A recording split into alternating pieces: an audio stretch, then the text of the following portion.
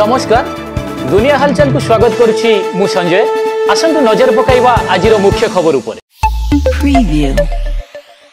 आजिठारु रायगढ़ जिलार लोक महोत्सव चैती और पॉलिसी मेला आसंता 5 दिन धरी अनुष्ठित हेबाक थिबा एई पॉलिसी मेलारे ओरमास और जिला प्रशासन आनुकूल्य विभिन्न विभागीय प्रकल्प प्रदर्शनी एसएचजी ग्रुप द्वारा प्रस्तुत सामग्री इत्यादि प्रदर्शनी आयोजन होईछि।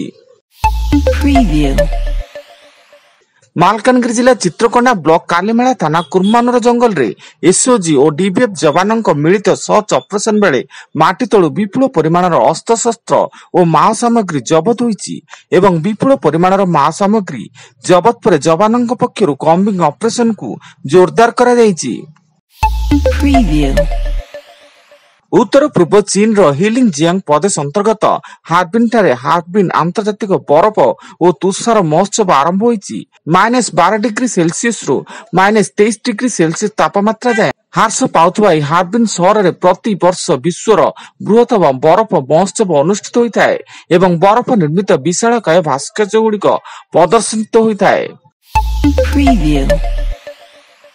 आसंता जनवरी 17 तारिख में श्रीमंदिर परिक्रमा प्रकल्पर लोकार्पण उत्सव अनुष्ठित हेबो। एथिपाई निमंत्रण पत्र देबाकू 30 टी प्रतिनिधि दल बाहरी थिया बेले राज्य भितर 13 दल और राज्य बाहर 17 दल निमंत्रण कार्ड बांटिबे। एथिरे देशर विभिन्न देवपीठ और धर्मगुरु माननकू निमंत्रण करा जिवो। जम्मू काश्मीर रे भारतीय सेना और जम्मू काश्मीर पुलिस पक्षरु मिलित सर्च ऑपरेशन बेले 3 जन संदिग्ध अपराधी गिरफ। एथिसह विपुल परिमाणर अस्त्र शस्त्र सामग्री जबत होता बेले जम्मू काश्मीर पुलिस तदंत जारी रही।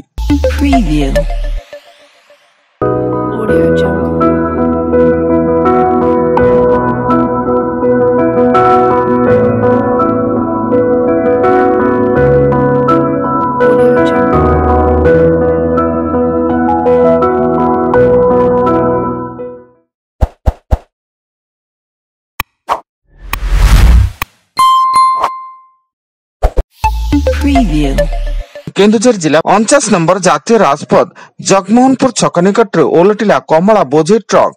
एथिरे ट्रक ड्राइवर और हेल्पर गुरुतर भाव आहत होता बेले दुए हरियाणा महेंद्रगढ़ जिलार बोली सूचना एवं उक्त कमला बोझे ट्रक टी नासिक रु कोलकाता अभिमुखे जाउथला।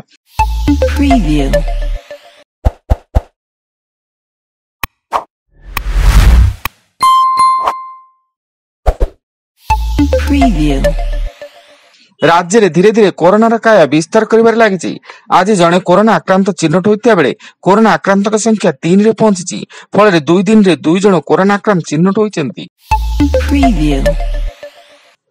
आज बीजेडी प्रतिष्ठा दिवस। एई अवसर में राज्यर प्रति निर्वाचन मंडली ब्लॉक पौरांचल रे प्रतिष्ठा दिवस लगे शोभा यात्रा आरंभ होईछि। सेपटे कटक आनंद भवन रु भुवनेश्वर शंख भवन पर्यंत साइकेल शोभा यात्रा आरंभ होता बेले मंत्री रणेंद्र प्रताप स्वाई पताका देखाई एई शोभा यात्रार शुभारंभ करिसेंति। एवं केन्दुझर जिला बड़बिल थाना अंचल एक गछरु ठाब होईछि युवकक झुलंता मृतदेह। युवकक मृतदेह निकट एक प्लास्टिक चेयर पड़ता बेले घटनास्थल में बड़बिल थाना पुलिस तदंत जारी। आज अधिक खबर जानिया पाई आम वेबसाइट विजिट करंतु www.duniyahalchal.in। धन्यवाद।